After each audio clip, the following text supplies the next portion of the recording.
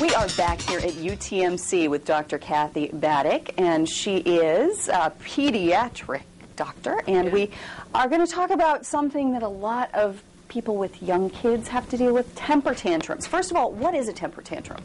Usually it's a behavioral outburst that a child might have, including crying, screaming, and potentially falling down on the floor and going almost seemingly crazy. And that's usually some of the things that you can see. It's very variable for each child, and so you can have ones that are a little bit less and some that are a little bit more.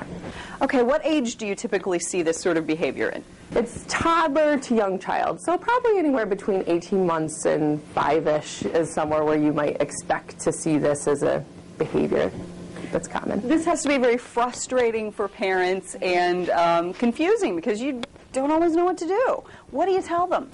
Well, I equate this, a lot of times it makes a lot of sense because developmentally, especially in that 18-month-old age group, you have children who can't express themselves. So they get frustrated, they get angry, and then they just break down because they can't tell you what they're feeling. And so the big thing that families need to do is have that understanding and then figure out what they can do about it. And going back to being able to address the underlying activity that actually brought out the temper tantrum, look at your child, what are they doing throughout the day, and try to reduce those frustrations as much as possible.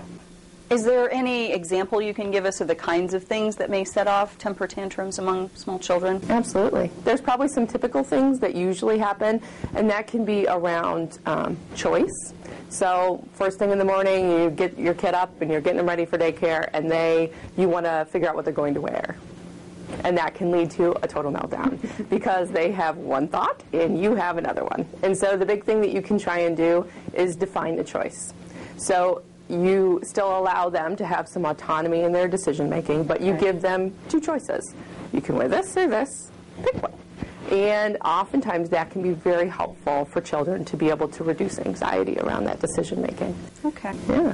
Well, it sounds like that sort of a tip would be helpful for both the child and the parents. Absolutely. So thank you very much for addressing temper tantrums. That is tonight's Talk Back.